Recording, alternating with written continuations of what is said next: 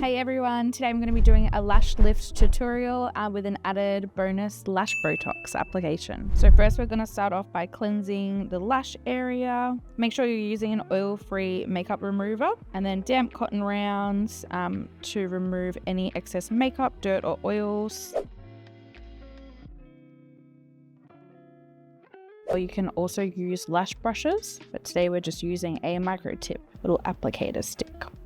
Just hold the skin just slightly, just to make sure that it's that little bit taut, and a gentle pressure. And for a lash lift application, it's best to use under eye gel pads. This will just protect the bottom lashes. You don't want to get any product or solution on those because we definitely don't want to lift those up. So I'll get my client to keep their eyes open for a moment and just pop them on and place them down. Now these sometimes can move up into the eye because their eye's always blinking.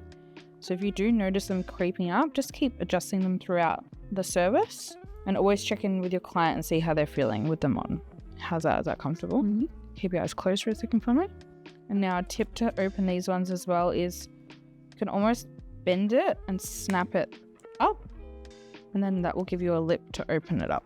Now, obviously everyone's eyes are different, so they don't always contour to every eye shape, but you can get majority of the lashes down, and then you can actually place some tape over the top as well.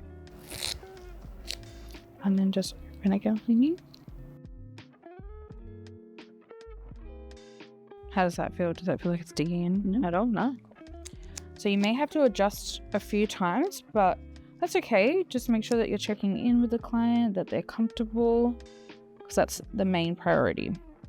Now, I always explain to my client that this next step is probably the most tedious part of a lash lift, when you're applying the rods or the shields onto the eyelids and then lifting the lashes up onto those rods.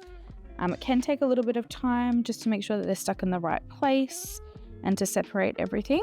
But let them know that after that, all you'll be doing is applying the solutions. And if you're always telling your client what you're doing as well, they'll feel a bit more comfortable as well, and they'll know what's happening during the service. So I'm just going to measure up some pads, which I think we're going to go with these small ones today because they will give a nice high lift. So if you're unsure of what sizes to use, always measure them out before you actually adhere anything onto the skin. Now this can be dependent on what type of rods or shields that you use.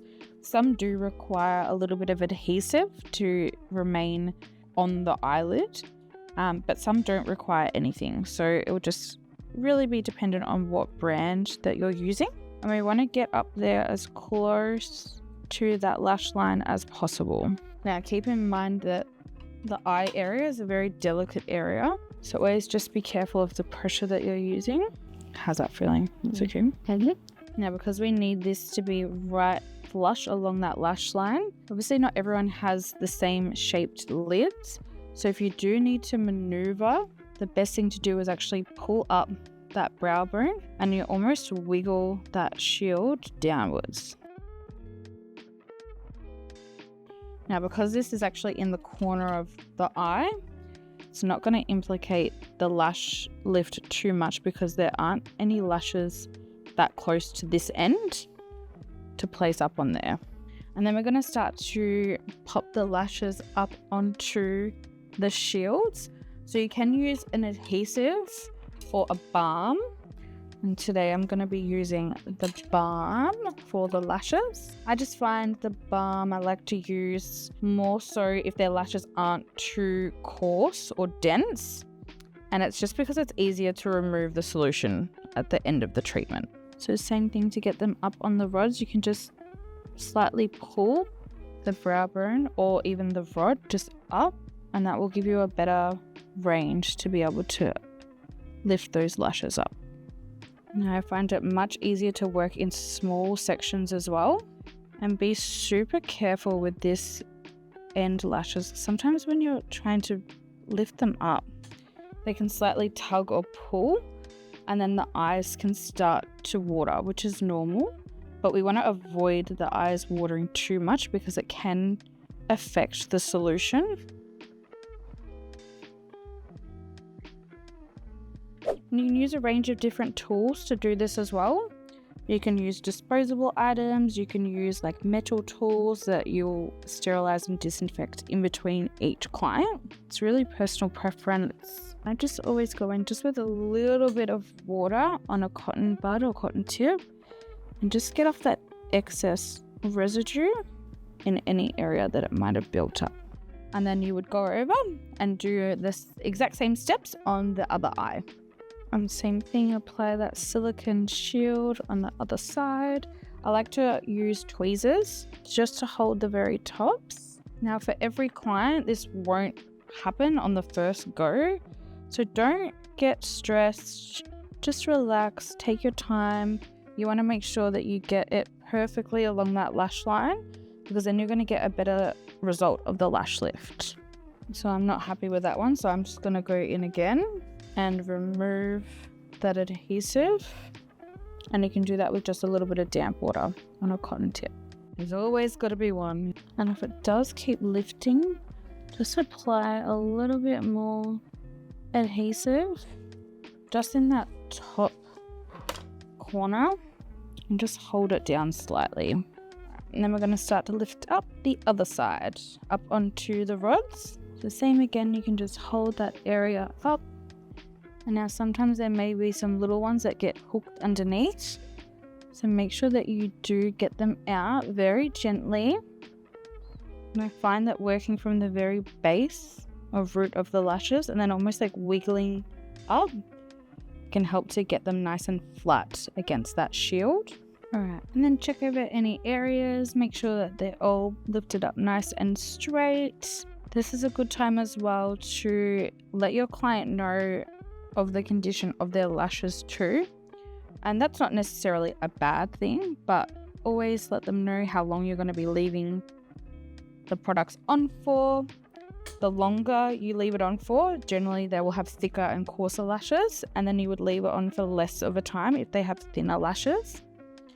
Now my client has just a few little shorter growths, which is amazing. She's getting some new lashes coming in, but just let them know that the product won't have the ability to lift those ones, but they will blend in with the rest of the lash lift.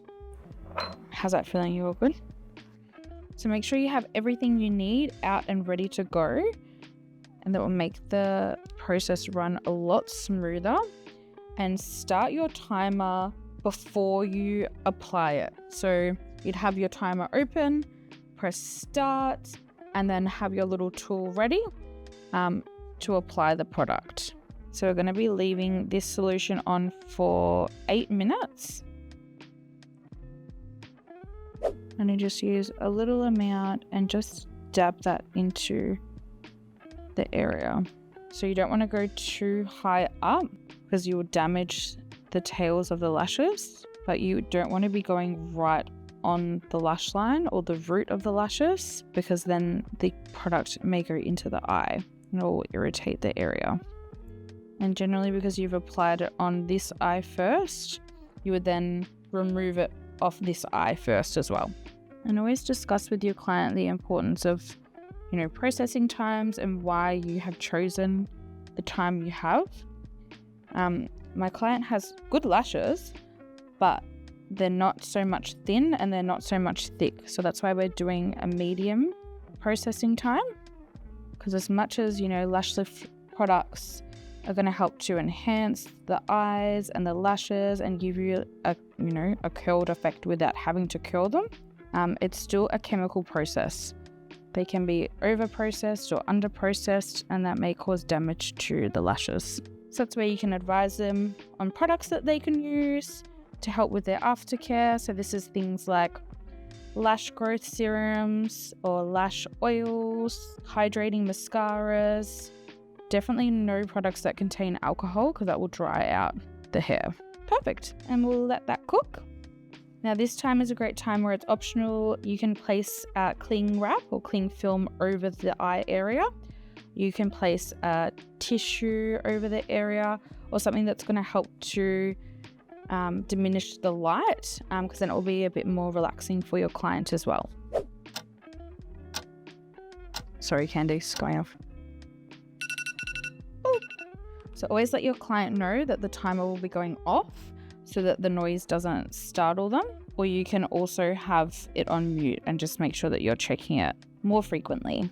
Now to remove, as I mentioned earlier, you would remove the eye that you first applied it on, and just with a damp cotton tip, and just brush from the roots upwards to remove.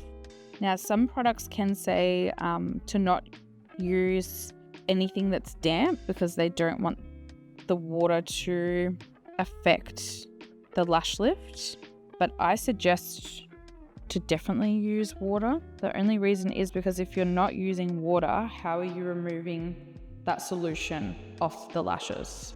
But completely up to you. And yeah, you can always follow the manufacturer instructions as per what brand you use. And then we'll do the same process on the other eye. All right, and then we're going to get that next solution on. So this works very similar to the first step. Now, what we can see here is just a little bit of the lashes that are lifting up. Now, generally it doesn't matter too much because the lashes have been lifted, but you can place them up again with the balm. Completely up to you. Doesn't matter too much because they have already been lifted. Now we're going to get that timer going again. So this one stays on for a lot less than the other. But same again, it will be dependent on the products that you're using and how long they're required to stay on. So we're going to start from that first eye again. Now this one you can use slightly more product and you place it all over the lashes or further up the lashes. I generally try to avoid putting anything on the very tips of the lashes only because they're a lot thinner than the rest of the area. Therefore, if you're putting products on them, it can cause them to become damaged quite quickly. And same again, checking with your client, make sure that they're okay. How's everything feeling? You're all good, Candice. And then repeat on the other eye.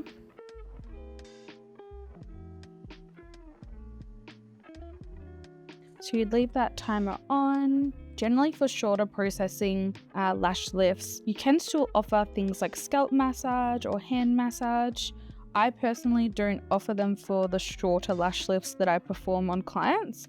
I offer them for the longer treatments because you have a longer processing time, therefore you have a longer time to massage the scalp. But still nice too, so that's definitely an option that you can add in. So the timer's going to go up. And same thing again, you want to go off and remove that product with a damp cotton bud, cotton tip, just in that upwards direction.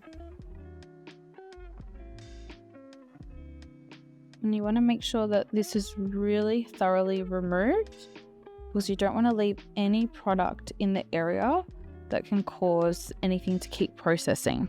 And then we're going to tint the lashes. So we're going to go in with a blue-black color because that is one of the deepest shades for a lash tint color. Also really helps to enhance the eye color just with the contrast. So we're going to get that mixed up. And you want this mix so it's that smooth, even, consistent texture. It's almost like you're whipping it up. Now you don't actually require a lot of tint for the lashes. This is probably way too much that I have mixed up. So avoid doing that so that you're not wasting product. Now it's completely normal if the lashes have started to almost pop off the rods. It's because we've used a lot of water, so obviously there's nothing holding them up in place. But as you can see that they've like popped down, they're already quite lifted. So we're going to get some really nice results. Same thing again though, you can hold up slightly and pull your finger along that rod just to make sure that you get as much coverage on the lashes. And more so particularly the tips you want to cover too. Generally the tips of the lashes are always that little bit lighter.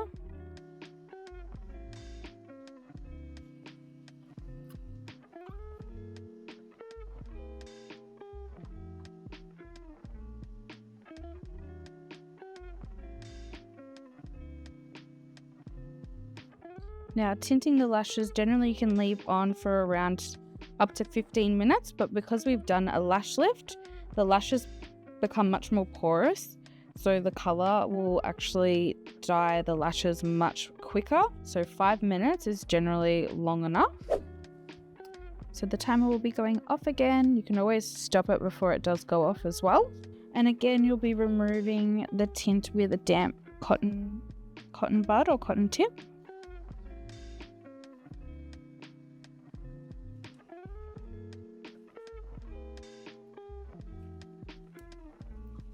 And now it's time for our added lash Botox. So this step is an add-on as well. So you don't always have to include it with your lash lift services, but generally it is advisable. Not only will it be more money for you, but it's definitely going to help the client's lashes and their health of their eyelashes. So this is packed full of vitamins and minerals, even keratin in there to help with the rebuilding of the structure of the hair. So because we've done something that breaks down the bonds of the hair, this is going to help to rebuild it and make sure that the lashes stay nice and healthy and strong. So apply that similar to like what you've done with the other steps and solutions. It may be a little bit trickier because some of the lashes have obviously popped off the shields, but just run that right through them, get a really good coverage. So this is like similar to putting a mask in your hair. So you would leave this for around 5 to 10 minutes.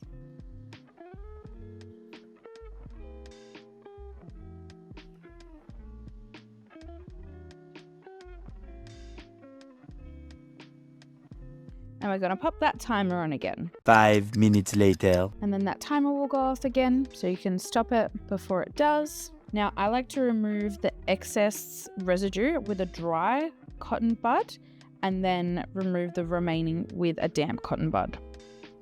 And you'll see a little bit more of that tint residue coming off as well, which is normal because it's also coming off the silicone shield too.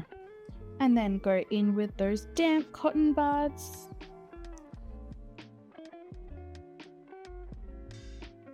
Now, anytime you're removing the shields, so you'll see that they'll start to come a little bit loose. Just be really gentle because the adhesive might actually pull on the lid line. So just work it little bit by little bit. Even getting under there with a damp cotton bud.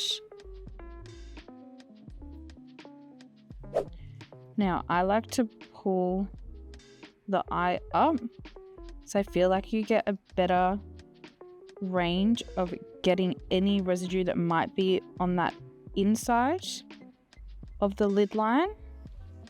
And then you can slowly peel away that lash pad. And then we'll repeat the same thing on the other side. Now this one we did have a little bit more difficulty with adhering it onto the eyelids. That's why it's been a little bit more difficult to remove.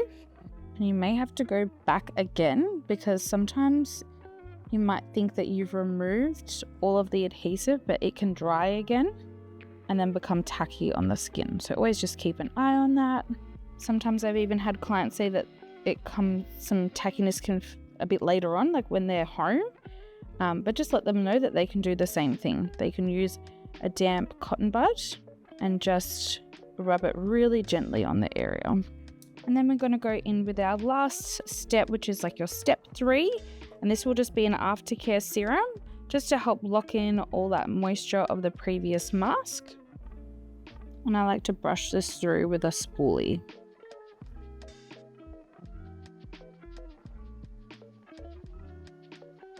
So there we have it. That is our lash lift tutorial with the added on lash Botox.